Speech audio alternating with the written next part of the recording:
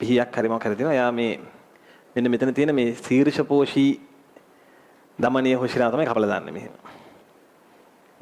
දැන් ඔන්න දැන් කලන්ත එහෙම දාන්නේ නැහැ මම මේවා කියත්. මොකෝත් කියන්න බෑ දෙයක් ගන්න. ඔයාලා ගිහින් තියනවද දැන් ඔය බයිරහ කම්පැනි එකට වගේ chicken meat processing plant එකකට ගිහිල්ලා නැද්ද? දවසක යන්න හම්බුනොත් බලන්න ඕන. දැන් කුකුල්ලු ඇත්ත කුකුල්ලුද ඔය? නැතුව ඉතින්. ඇත්තේ උන් තමයි.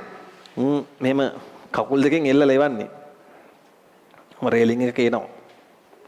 ඊට පස්සේ මේ බුචර්මන් කියලා ඉන්නවා. එයා තමයි ඝාතකයා. තියුණු පිහියක් හරි මොකක් හරි තියෙනවා. එයා මේ මෙන්න මෙතන තියෙන මේ ශීර්ෂපෝෂී දමනීය හොෂිරා තමයි කපලා දාන්නේ මෙහෙම. දැන් ඔන්න දැන් කලන්ත එහෙම දාන්නේ නැහැ මම මේවා කියත්. මොකෝත් කියන්න බෑ දෙයක් ගන්න. ඊට පස්සේ මම යන්නේ සම්පූර්ණයෙන් බෙල්ල වෙන කපන්නෙත් නැහැ. හරි? නිකන් භාගයක් වගේ කපන්නේ. මොකද ස්නායු පද්ධතිය ක්‍රියාත්මක කරන්න ඕන කියලා ඒගොල්ලෝ කියන්නේ. ස්නායු පද්ධතිය සම්පූර්ණයෙන් කැපුවොත් කෙලිම මැරිලා යනවනේ. දැන් ස්නායු පද්ධතිය සක්‍රියව පවතිද්දී රුධිර සංසරණයෙන් රුධිරය අයින් වෙනවා.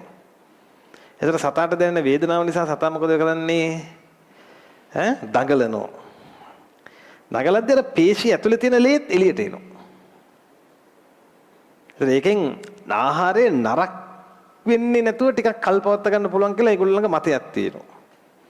මේ විදිහට සත්තු ඒ මස් සඳහා මරා දමන ක්‍රමයට තමයි කියන්නේ හලාල් ක්‍රමවේදය. ඒක තමයි ක්‍රමවේදය. එතකොට ඕකේ එන ලේ ටික පුතා පල්ලෙහාට වැටෙනවා ඔහොම. ඒතර පල්ලෙහා මෙහෙම කාණු පද්ධතියකින් ලේ යනවා සාමාන්‍යයෙන් වැස්ස දවසට වතුර එනවා වගේ. මොකද සත්තු 1000ක් 5000 එහෙම කැපෙන්නේ. ඒතර මේ ලේ ගලනකොට මිදෙනවා සමහර විට. දැන් මොකද කරන්නේ අර මොන හරි මේ වලින් මේවා සුද්ධ කරලා ලී කැටි කැටි කොහොම හරි මේක වතුර ගහලා යවා ගන්නවා ලොකු ටැංකි වලට. ඒ ටැංකි වල යම් උෂ්ණත්වයක් තියෙනවා. මේවා නිකන් අර මද රස්නෙන් පිසෙනවා වගේ වෙනවා. දැන් මොනවද මේ මම කියන්නේ ලේ. එතකොට මේවා නිකන් අර පිට්ටු වගේ හැදෙනවා. මේවා කුඩු කරලා දැන් මොනවද මේ මොන පාටද? රතු පාටයි. කුඩු විදිහට මෙන්න අල්ලපුවම කැඩෙනවා දැන් අර. ඒවා තමයි ඊළඟ කුකුල් ආහාර. දැන් කුකුල් ෆාම් එකට ඕක දැම්මම ඒ මෝඩ කුකුලා දන්නේ මේ තමන්ගේම යාළුවාගේ මේ කියේ.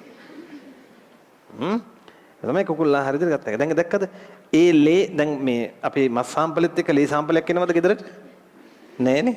ඒතර අපි ඒක ගන්න අමුද්‍රව්‍යයක්ද බාල වර්ගයක්ද? හැබැයි ඒකෙන් පොහොර හදනවා. සත්ත්ව පොහොරේ කියන්නේ සත්ත්ව ආහාර. හරි? දැන් තේරුණාද කියන එක? අන්න ඒ වගේ. දැන් ඔය පිහාටු අරවා මේ ඒවත් ඔය විදිහටම නිකන් ෆර්මන්ට් කරනවා වගේ කරනවා. ඊළඟට සමහර විට සමහර භාවිතා කළ නොහැකි අපද්‍රව්‍ය. ඒ කියන්නේ ඍජුව කන්න බැරි ඒවා දැන් බඩවැල් කොටස් වගේ.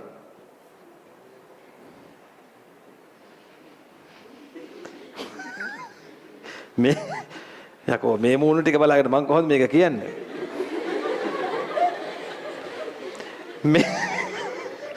මේක මේ අර මේ ඒ බඩවැල් වගේ ඒවා යවනවා ග්‍රයින්ඩ් එකකට. උතට ග්‍රයින්ඩ් වෙලා ඒ වෙනවා ප්‍රෝටීන් සැක් එකකට වැටෙනවා. ඒකට මෙහෙම අර අයිස් ක්‍රීම් අර දෙකේ අයිස් තියෙන්නේ. පහේ අයිස් දෙකේ අයිස් වගේ මෙහෙම කෑලි කැපිලා එනවා. ඒවට තමයි සොසේජස් කියන්නේ.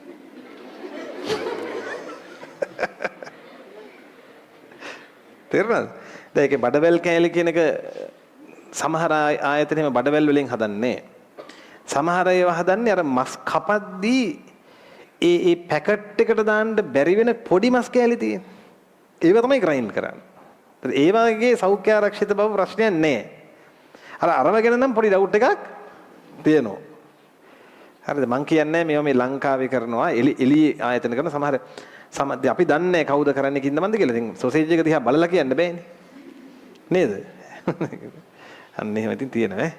සොජේස් රහේ නේද? අපේ අතලෙත් තියෙනවා.